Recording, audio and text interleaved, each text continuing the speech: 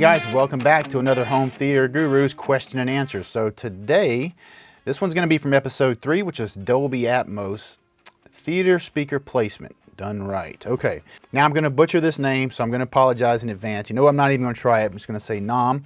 So Nam says, this video helped me to decide on placement of my Atmos speakers. I'm upgrading from a 5.1.1 to 5.1.2.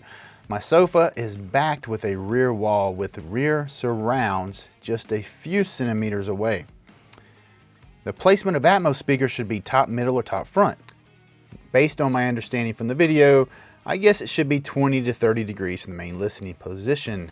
So he's upgrading from 5.1.1. So I'm not sure if that means he's got a voice of God, because the last 0.1, you know, that is the designator for, you know, your tops or your layer above the bed layer. So whatever he's got, he's going to a 0.2. Now he did mention he has rear surrounds just a few centimeters away. Now we do want to make sure you guys realize there's no such thing as rear surrounds in a 5.1. They are surrounds.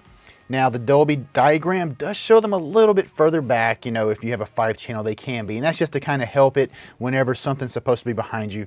It can help better anchor a sound behind you. But they need to be in tolerance, and they should not be really behind you. So follow those specs on those tolerances. Even on a 5-channel, I don't put them behind me because your seat backs are going to block it.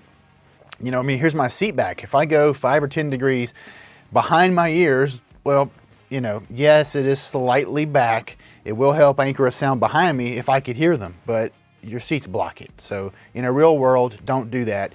Keep them forward a little bit. So, but he goes on to ask about 0.2. So he's adding 2 tops, wants to know if it should be top middle or top front. So if you're going to add 2, I would say add top front. Go about 30 to 35 degrees forward and then 30 to 35 degrees out. We had a video out on Atmos mistakes, and one of them was following Dolby specs, you know, going 45 out and 45 forward, and how that actually is not really going to sound great. It's going to smear with the bed layer. So if you want insanely awesome Atmos, we're going to set up a little bit closer to the way a studio would set up, and it's much tighter tolerances than the home layout that we all see. I think the home layout is just really vast and wide, so, you know, consumers can say, oh, you know, it can be anywhere from here to there. I can pretty much close my eyes and throw a dart and be in, you know, Dolby's home tolerance.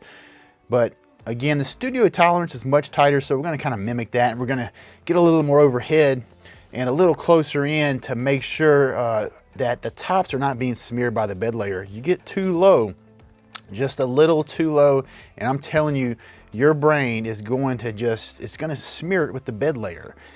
This is one of those things that I experienced firsthand, because I used to do the 45 forward and 45 out, and I was wasn't too sure about it, but there was actually demo material on like the Atmos demo disc that, you know, I was wondering why they're even on there, because they just did not have a lot of sounds overhead, you know. But when I actually did that and tested it out and actually brought them in, I actually saw it on an Anthem AVM video, and he does a ton of testing, and, you know, it's pretty much doesn't care what anyone says. He does what sounds best, you know, in his testing, and that's how he designs.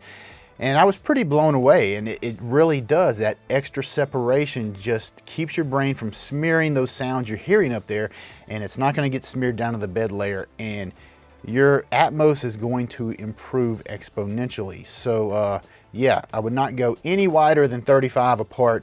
Keep them, you know, 30, 35 forward. You'll be good. You'll have an awesome sounding room, even with a 5.1.2. And so, yeah, that would be my recommendation, is just to do that, and you will be a happy camper.